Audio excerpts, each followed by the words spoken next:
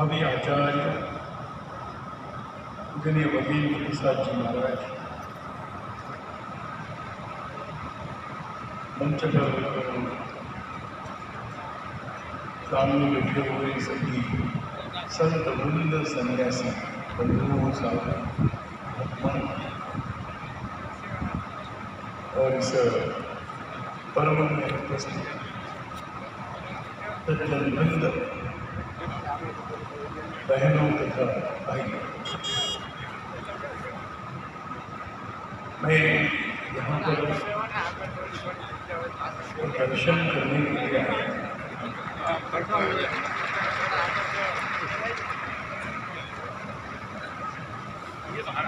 भगवान स्वामीनारायण जी के मार्गदर्शन में आशीर्वाद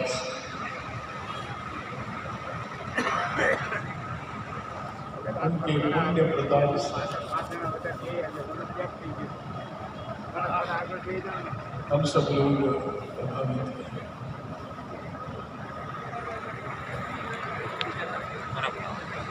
और इसलिए उनके चरणों में ही हम प्रार्थना करते हैं, उनकी कृपा से हम सबका कल्याण हो, मंगल हो। हम अपने दायित्व का निर्वहन सारे सामर्थ्य के साथ कर सके, ऐसी बुद्धि, ऐसी ताकत, ऐसी क्षमता हमें प्राप्त हो, यही उस भगवान के चरणों में हमारी प्रार्थना है।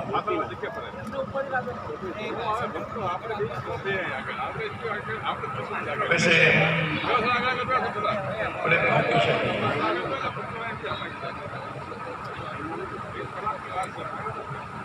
तो कभी कभी लगता है कि हम कहते तो हैं भाग्यशाली, पर अपने भाग्य का कारण क्या है?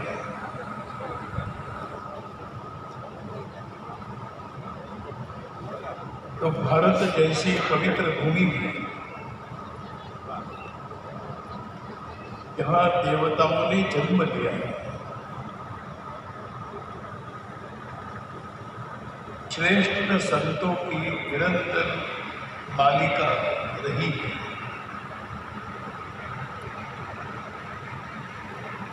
यह तीर्थों का देश है।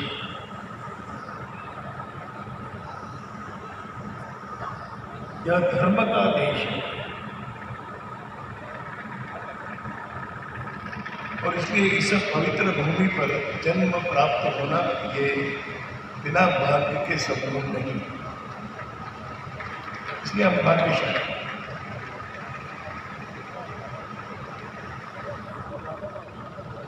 हम भाग्यशाली है, हमें विरासत में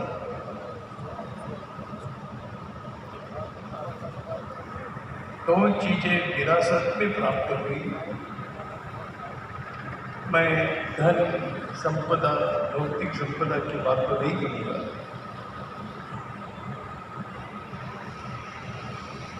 लेकिन श्रेष्ठ मनीषियों के द्वारा एक चिंतन, एक विचार, एक दृष्टिकोण हमें विरासत में मिला है कि जो चिंतन, जो विचार सारे विश्व के कल्याण की, मंगल की कामना करता है। हम केवल भारत के अंदर रहने वालों के कल्याण की कामना करने वाले हम संकुचित लोग नहीं।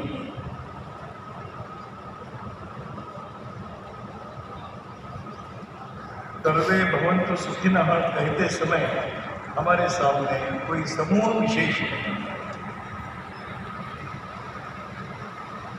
समस्त चेतन जगत मानव जाति हम सबके सामने रहती है। महाराष्ट्र के संत ज्ञानेश्वर हुए, उन्होंने भगवद गीता पर भाष्य किया और अंत में उन्होंने भगवान से प्रार्थना की, प्रसाद रूप में कुछ मांगा। वो बसाई काम इस शीर्षक से प्रसिद्ध है।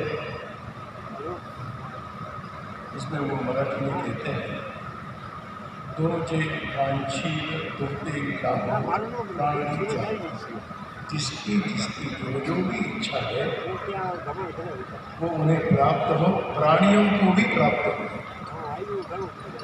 इससे बृहद, इससे विशाल, इतना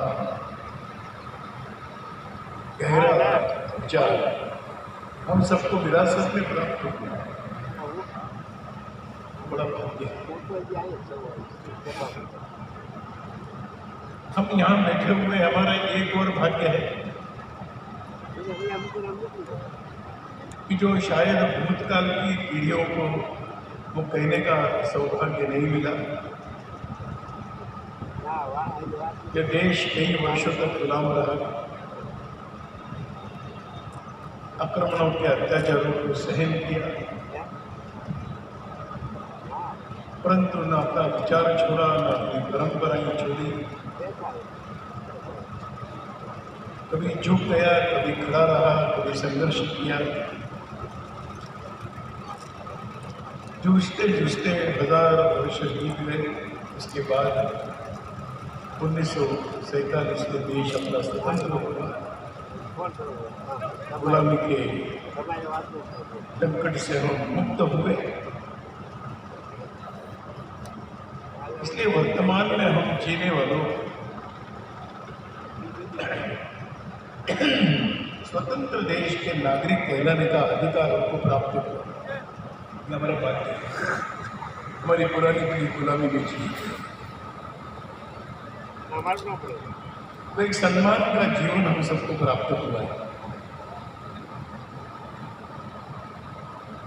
हमें श्रेष्ठ इस प्रकार की संस्कृति प्राप्त हुई जो हमेशा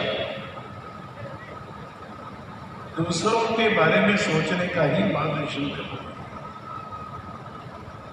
इसी विरासत में कुछ बातें मिली और इसलिए मैंने कहा कि एक बहुत उचित कालखंड में हमारा जन्म हुआ है, ये हमारा भाग्य है। और अंतिम बात मैं कहना चाहूँगा हमारे भाग्य की, व्यक्ति स्वतंत्र है कहीं पर भी जाने के लिए, व्यक्ति स्वतंत्र है कुछ भी करने के लिए, व्यक्ति स्वतंत्र है अपना सामर्थ्य बढ़ाने के लिए। परंतु यहाँ पर हम बैठे हुए सब समाज के जो हम सज्जन लोग हैं, हमारा भाग्य है कि इस प्रकार के एक श्रेष्ठ संप्रदाय से हमारा संबंध आया है और उस संबंधों के कारण हम अपने आप को बड़े भाग्यशाली समझते हैं। धर्म मार्ग पर चलने की शिक्षा जहाँ मिलती है, जीवन की शुद्धता का संस्कार जहाँ पर मिलता है, मैं से हम की ओर यात्रा प्रारंभ करने का अवसर जहाँ पर होता है, ऐसे ही इस प्रकार के विचारों से परिपूर्ण ऐसे स्वामीनारायण संप्रदाय के साथ हम जुड़े, ये हमारा बड़ा भाग्य है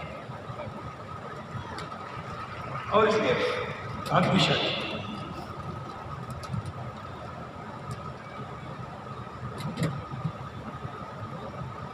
पात्र बड़ा होगा तो बहुत कुछ मिलेगा। हम सबका भाग्य है कि हमें देने के लिए बहुत बड़ी साधु शक्ति तैयार है। हम अच्छी तरह से देने वाले बने, यही हम सबका दायित्व बनता है। और यहाँ जो मिलता है उसकी विशेषता है कि वो कभी भी कोई चुरा नहीं सकता। क्या ले जाएगी यहाँ से? और अगर यहाँ पर मिला हुआ कोई चुरा कर ले भी जाता है तो उसका भी कल्याण ही होने वाला है। ये तो कोई धन संपदा नहीं। और इसलिए इस प्रकार का एक जीवन हमें देखने के लिए मिलता है, अनुभव करने के लिए मिलता है। हमको भी उस मार्ग पर चलने की ऊर्जा, शक्ति मिलती है इस प्रकार के इस आंदोलन में हम सब लोग जुड़े।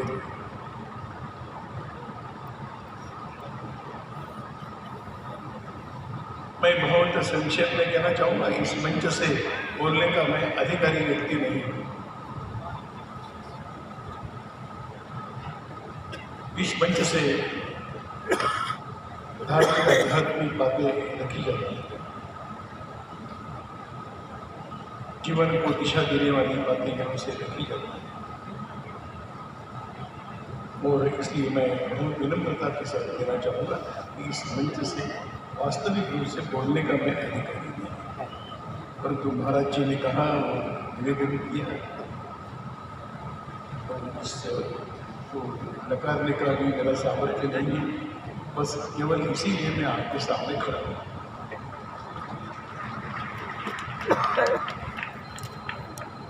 कभी कभी मैं अपने आप को भी केंद्र में रखकर सोचता हूँ,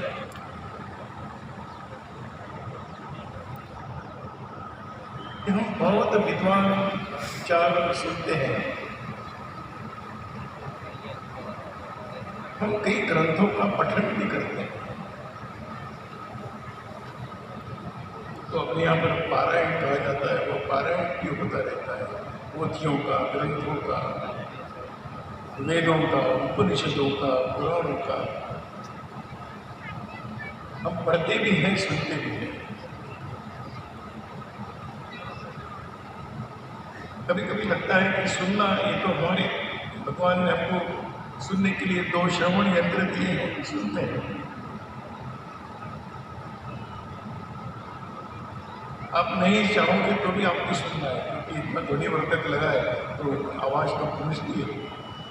कोई कितना भी चाहे, मैं सुनना नहीं चाहता हूँ, वो सुनेगा तो जरूर, वो सुनते तो जरूर। परंतु कुछ लोग सुनते सुनते एक कदम और आगे चले जाते हैं कि जो सुना है वो समझ में आना प्रारंभ हो जाता है। सुनी हुई बातें सब समझ में आती है, ऐसा नहीं। हम श्रद्धा भक्ति से जरूर, तो समझ में आना किसकी प्रक्रिया है, वो बार बार सुनने से होता है,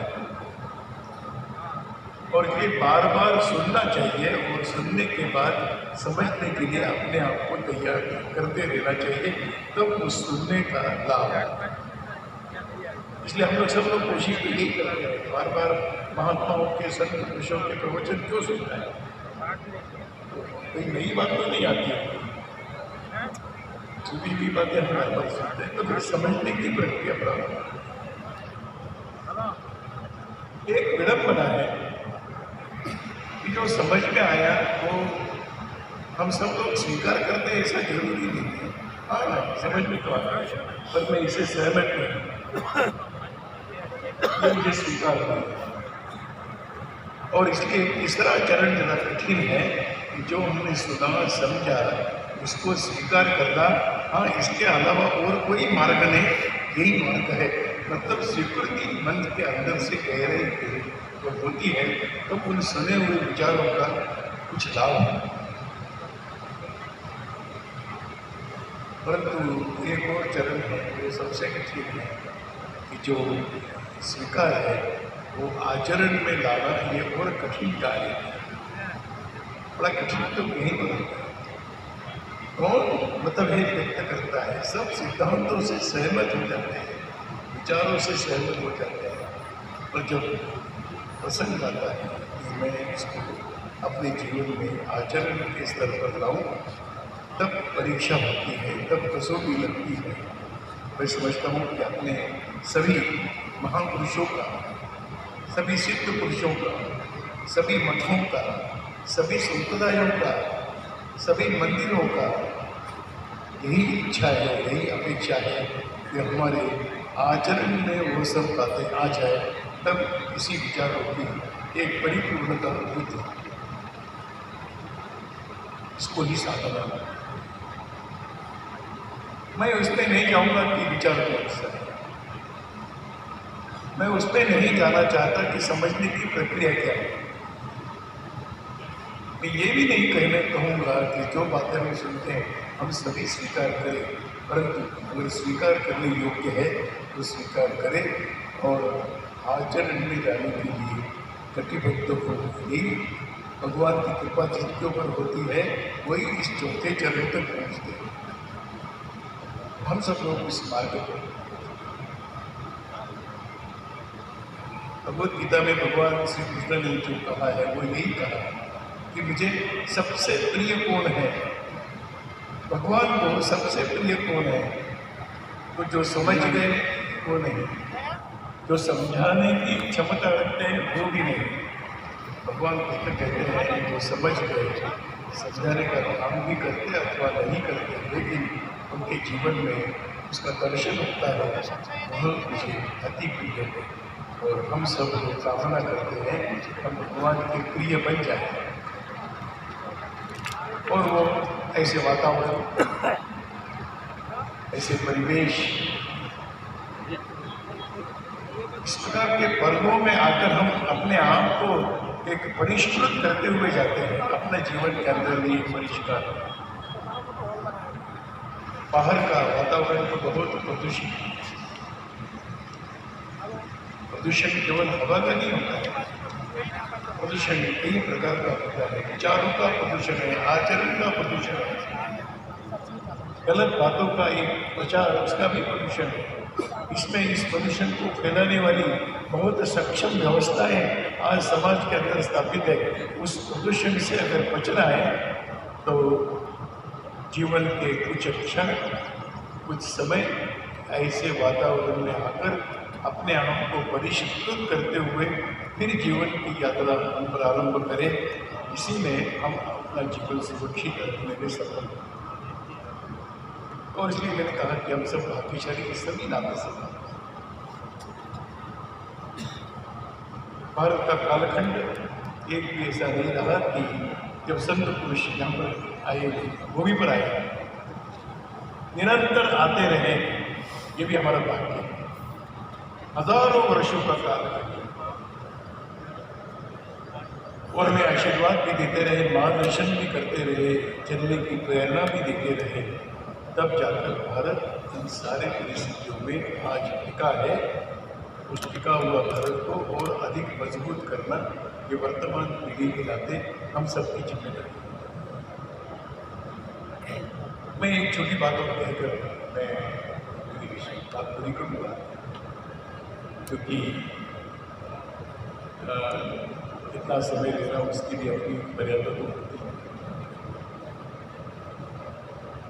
अपने यहाँ पर एक योग शब्द का प्रयोग होता है और इस योग शास्त्र में फिर वो योग वशिष्ठ हो, पतंजलि हो, इन सब मनुष्यों ने कहा है एक ज्ञान योग है, एक राजयोग, एक भक्ति योग है, एक कर्म योग है।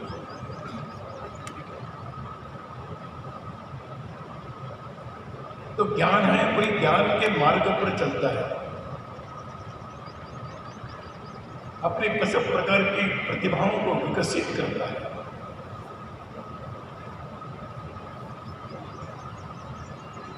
जो राजयोगी होता है वो स्वयं के मोक्ष का मार्ग तय करता है, साधना करता है।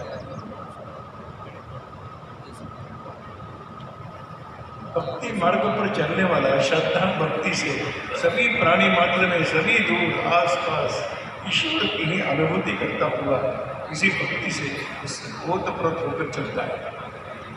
उसे और कुछ दिखाई नहीं देता ईश्वर की शक्ति क्या है।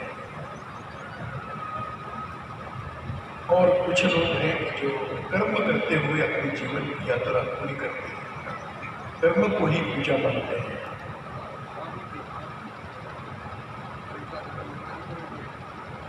भगवान रामकृष्ण परमहंस विवेकानंद के गुरु थे, उन्होंने कहा है एक स्थान पर, ये सभी योग सभी मार्ग श्रेष्ठ है, परंतु सभी में कुछ न कुछ एक कमी है। वो क्या है? वो कहते हैं कि जो ज्ञान के मार्ग पर चलता है उसका व्यवहार बड़ा रूखा सूखा रहता है, वो कभी मुस्कुराता नहीं, इसका मतलब मुस्कुराने वाले ज्ञानी नहीं होते ऐसा नहीं, लेकिन सामान्यतः व्यक्ति जो ज्ञानी होता है वो सामान्यतः ऐसा अपने आप को जरा अलग रखकर चलता है। मैं इसका ज्ञान का भी एक प्रभाव, ये ज्ञान के मार्ग पर चलने वालों का एक छोटी कमी उनका जीवन बड़ा दुखा सुखा। जो राजमार्ग पर चलता है उसके बारे में कहा गया है कि वो आत्मा केंद्रित हो जाता है, उसे बाकी कुछ नहीं, मैं और मेरा मोक्ष मेरा मार्ग।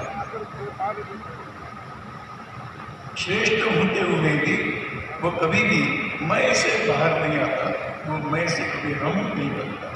अंग्रेजी में कह रहे हैं तो आई टू वी, उसकी यात्रा कम रहती है। अपने आप को एक स्वयं को एक अच्छा साधक बनाते हुए भक्ति कभी नहीं। भक्ति के बारे में कहा गया कि जो भक्ति के मार्ग पर चलता है उसके जिसके प्रति भक्ति हो वह बिल्कुल पूर्ण समर्पित हो जाता है। न वहाँ की कुछ कमियाँ दिखाई देती है, न वहाँ के कुछ दोष दिखाई देते हैं। भक्ति है तो वो सब बातें आंखें बंद करके चलता है, क्योंकि वो भक्ति।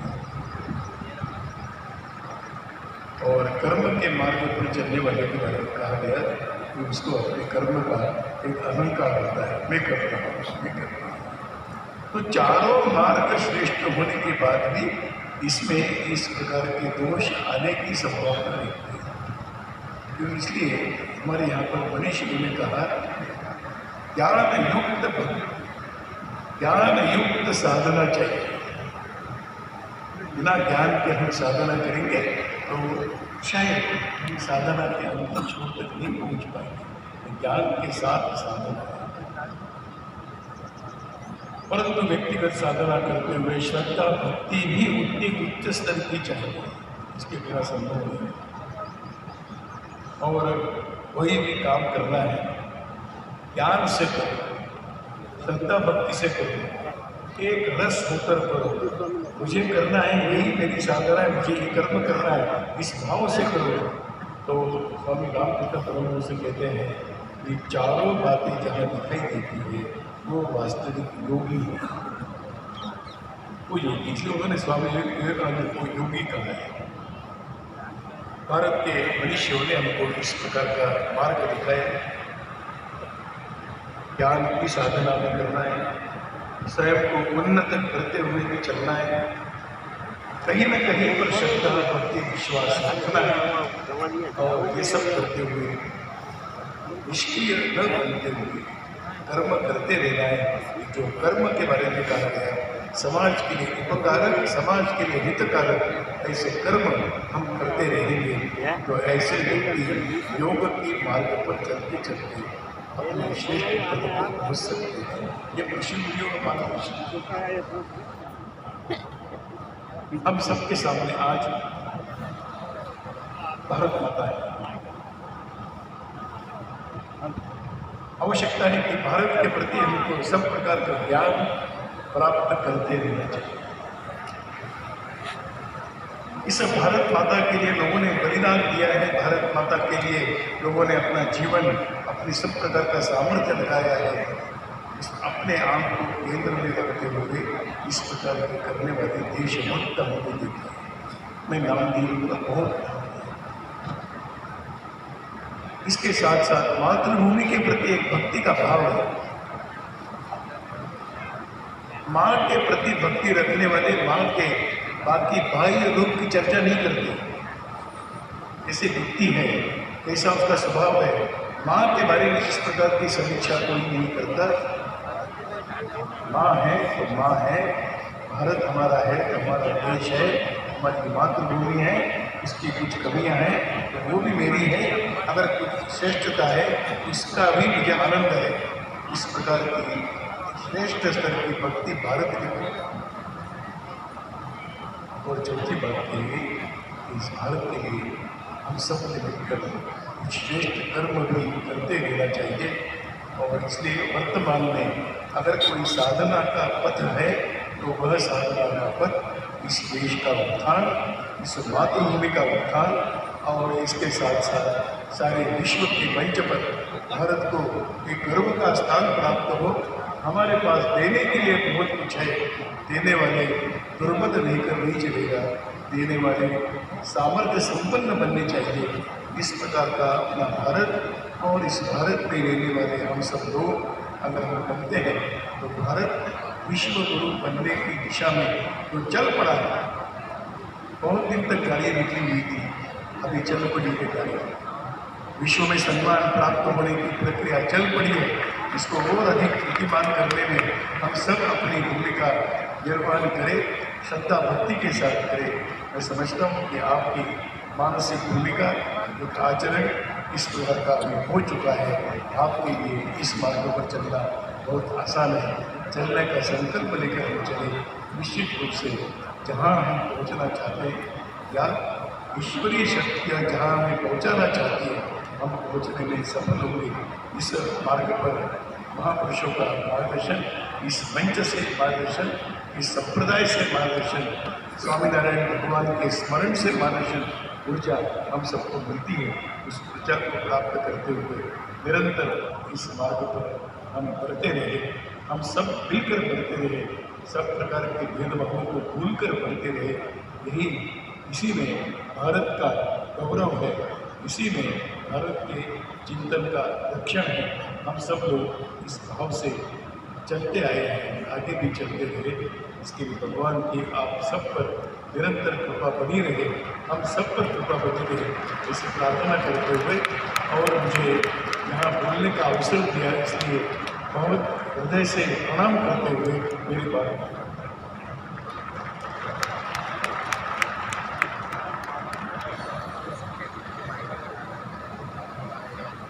खूब खूब आभार।